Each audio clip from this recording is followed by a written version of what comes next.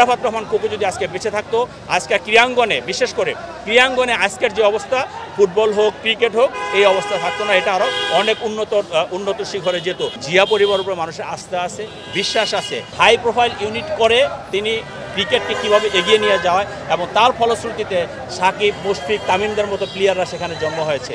তিনি কিন্তু দেশের কাজে নিজেকে নিয়োজিত করেছিলেন, রাজনীতি না করলেও তিনি ছিলেন প্রচার বিমুখ, এবং প্রচার বিমুখ থেকেও যে একজন মানুষ দেশে আলোচিত হওয়া যায় সেটারই প্রমাণ হলো আরাফাত রহমান কোকো।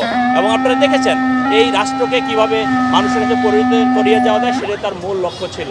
আমরা বলতে চাই যে আরাফাত রহমান কোকোকে যেভাবে নির্যাতন করা হয়েছে, নিপীড়ন করা হয়েছে, যদি আজকে আরাফাত রহমান কোকো বেঁচে থাকতেন, এই আরাফাত রহমানের কোকো সদিচ্ছাই কিন্তু বাংলাদেশের ক্রিকেটে টেস্ট স্ট্যাটাস পেয়েছে, আপনারা সবাই সেটা জানেন।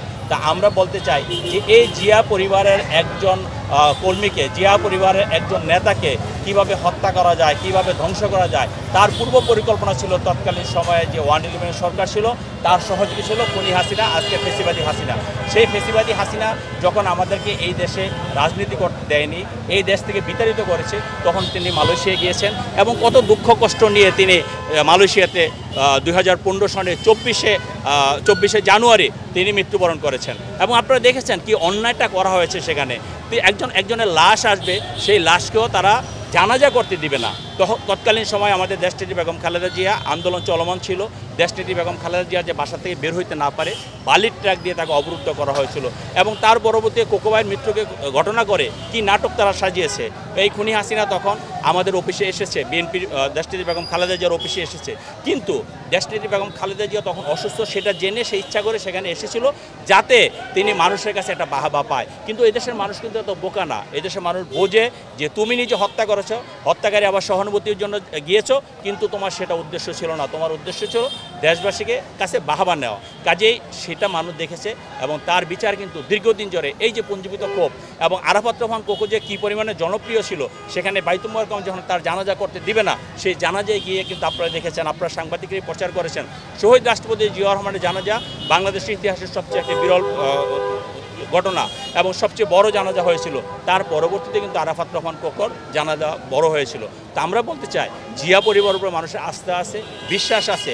অতীতের শহীদ রাষ্ট্রপতি জিয়া রহমানের উপরে আস্থা বিশ্বাস রেখে এদেশের মানুষ তার কার্যক্রম পরিচালনা করেছে, তার দিক নির্দেশনা শুনেছে এবং পরবর্তীতে দেশনেত্রী বেগম খালেদা জিয়া একই কাজ করেছে, তাকে মানুষ মেনেছে এবং মানুষকে ঐক্যবদ্ধ করে এই দেশকে একটি জাতীয় সেবা দিয়েছে দেশনেত্রী বেগম খালেদা জিয়া। আজকে এই ফেসিবাদ বিরোধী আন্দোলনে আমাদের পার্টির ভারপ্রাপ্ত চেয়ারম্যান জনাব তারেক রহমান দীর্ঘ 17 বছর এত নির্যাতন নিপীড়নের পরেও আমাদের জাতিকে ঐক্যবদ্ধ করেছে, জাতিকে ঐক্যবদ্ধ করে 5ই আগস্ট ফেসিবাদকে পালিয়ে যেতে বাধ্য করেছে।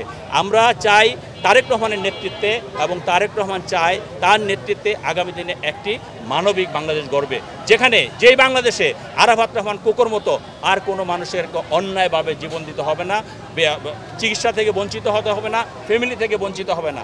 রাজনীতি সবাই আমরা করি, যার যার অবস্থান থেকে আমরা রাজনীতি করব, যেই পার্টি করি আমরা করব, কিন্তু মানুষের বাক স্বাধীনতাকে গুরুত্ব দিয়ে আমাদের পার্টির ভারপ্রাপ্ত চেয়ারম্যান জনাব তারেক রহমান আগামী দিনে একটি মানবিক রাষ্ট্র গঠন করার যে প্রচেষ্টা, সেটাকে আমরা এগিয়ে নিয়ে যাব। আমি বলতে চাই আরাফাত রহমান কোকো যদি আজকে বেঁচে থাকতো, আজকে ক্রীড়াঙ্গনে বিশেষ করে ক্রীড়াঙ্গনে আজকের যে অবস্থা, ফুটবল হোক ক্রিকেট হোক, এই অবস্থা থাকতো না, এটা আরও অনেক উন্নত শিখরে যেত। আজকে আমরা বাংলাদেশের হয়ে ব্রাজিলের সমর্থন করি, আমরা বাংলাদেশের হয়ে আর্জেন্টিনার সমর্থন করি, আমরা বাংলাদেশের ক্রিকেট অস্ট্রেলিয়ার সমর্থন করি, পাকিস্তানের সমর্থন করি, আমরা কেন বাংলাদেশের সমর্থন করবো না? বাংলাদেশের ক্রিকেট কেন আর বড় হবে না? আরাফাত রহমান কোকো যদি বেঁচে থাকতো, তার প্রতিফলন আপনারা দেখতে পারতেন। আজকের এই দিনে আপনারা সবাই তার জন্য দোয়া করবেন, আল্লাহ রাব্বুল আলামিন যাতে তাকে বেহেশতের সর্বোচ্চ মাকাম দান করে।